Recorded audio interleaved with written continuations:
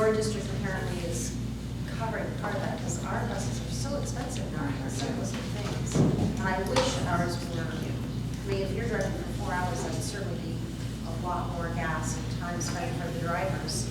I'm not sure why our district is charging so. I don't know why either, because our gas prices, to be honest with you, are about the same as what you're paying in Tucson and Phoenix. We're not any cheaper up there, so you might want to just ask them. When we went in, they told us and hassled us. You know, at first they told us $500 a bus, and we were like, really? Okay, we'll go raise the money. And then as we just kept sticking to it and saying, this is something we are going to do. It's important. And then all of a sudden the prices came down and they were like, oh, well, it's really this much. And you know, if you're getting so many miles, your schools get paid for the mileage of bus usage. So really when they're using the buses, they're actually gaining a financial, you know, they actually get reimbursed from the state for you doing some of these activities depending on what they All I would ask is, anyone of you who's interested in bringing the kids to the science lab and the science center, and you have this issue with your district not paying, drop me an email. Emails on the package. Tell me what your district is and who the appropriate person is, and we'll go and talk to the district. Because, so I've already talked to Washington District and Tempe District. Both of them originally asked us to come and talk. And you know what we're doing and talk about more. And they have us in to tell their teachers what we're doing. So if there's an issue about getting transportation, we're ready to jump in. I used to recently solve a stupid problem to do with computers in school. The school being allowed to load our software on their computers. The computer does, give me a break. So we solved that problem. Yes? Is this something that will be all done in one day? Yeah, for example, sail away, if you were bringing in a 6th grade, we would do sail away for 2 6th grade classes to get up to 60 kids in the one day. Okay. So we'd have to make multiple trips out. If you had 4 classes, you'd have to come twice. 60 is the limit of the room, plus of our guys. Yeah. Is it going to be undergoing this fall? Yeah, we're doing what we call the pilot program to flesh out problems in September. We're starting the 9th of September. Yeah. In fact, I'm this coming week going to be working on converting existing bookings we have for the old way of doing it into the new way. I have to get back to those teachers and say, how about we do this? We'll be running, the pilot runs through September. And this will be 5 days a week in the Phoenix Valley? And it would be days in the year. Ultimately, we see it be 5 days.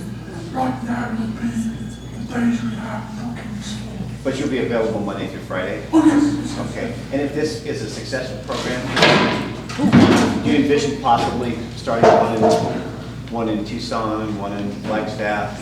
Well, we think it could be a model for something national. Yeah. But, oh shoot, what was I going to say? I was going to say something completely flat. Oh, they just terrible. Oh, I know what it was, yeah. There's a couple of other drivers for us going this way. Around Phoenix, there are about 80,000 retired engineers. I emailed through the outreach, I emailed all of them asking for volunteers. We've got 29. I think you get 29 out of all those. And I get a lot of guys who express interest. I send them the information on what's involved, never hear anymore. Because right now, a lot of guys, they see the commitment required to do basically 5 days a week when you do a school, plus group meetings, plus various other stuff, and they say, oh, I play golf. Oh, it's too much. Whereas now we're asking for 1 day a week. And when I presented this to the Phoenix Section Executive Committee, one of the chapter chairmen, he said, I've always been interested in what you're doing. You know, I'd like to do it, but there's been too big of a commitment. But if it's 1 day in the week, downtown, a place I know and respect, I'll volunteer now. You know, we think that'll be the attitude. I'm hoping we'll get a lot more people. If we're going to grow the thing, we have to get more people. Plus, we think we can get companies to give employees day release, guarantees. Plus, potentially we can get some postgrad students, students, we have a campus downtown. You know, there's things we're looking at as ways maybe to increase. So because we're resource limited in volunteers, money isn't so much a problem as volunteers. Yeah. Well, I know in my 4th grade, we have engineers from Lockheed who come every year, and Lockheed wants them to come. Yeah. Provides them what they need to come to our classroom and do adjustments. Was that the Lockheed engineering classroom program? I don't know. Okay, because they've got one they call engineering. Yeah. I was just wondering, we were just discussing one of the other things that we have, so we kind of worked it out a little bit because we really like to do this, but another issue we have is that our time limit that we have to use the school buses is 4-hour windows we don't really have. Is there any way to modify, or do you have some lessons that are less than 4 hours? Yes. Yes, because that would be another thing that we have with using the school buses. They can't pick us up until a certain time, and then they have to be back at a certain time in order to pick up students in the afternoon. If need be, we can adjust things a bit. Yeah. But yes, some take more like 3 hours. But rockets takes 4 hours, which we'll see why tomorrow. Any other comments or questions? Does this seem a worthwhile program? Yes. Okay, what we were proposed to do was to actually move on and start the next part now, because you're now going to be students. Just to show you what we do and do 2 lesson plans. Obstacle bridges and rockets. There's some caveats. You have everything in your package. You've got the full presentation. So now, this week, Wednesday, we had a group meeting, it was the end of the school year, where we were heavily reworking a number of the lessons. One we've reworked is sail away. These 2 basically still the same and bridges.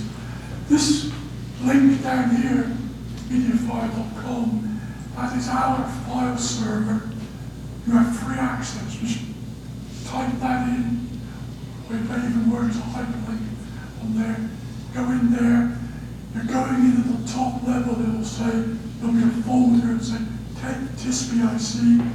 Just double click on it. It'll open up into a series of other folders.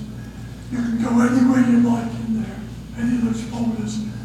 The lessons are in the folder, lesson presentation. When you click on that, you get a sequence of folders, 1 for each lesson. Within those folders, there's the presentations, the materials list, and other stuff. Okay, it's free for download. You can do what you like with it. You can download, modify. Kids service mentioned over lunch. They take our 45-minute presentation and cut it to 10 minutes to match the kids they're dealing with, which is 2, 3, and 4, grades 2, 3, and 4. And that's fine. They do a good job. We help them with the project part. so you're free to go in there.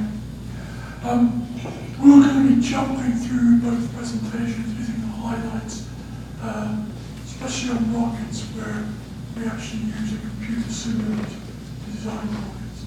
It's a NASA simulator. We'll show you how it works.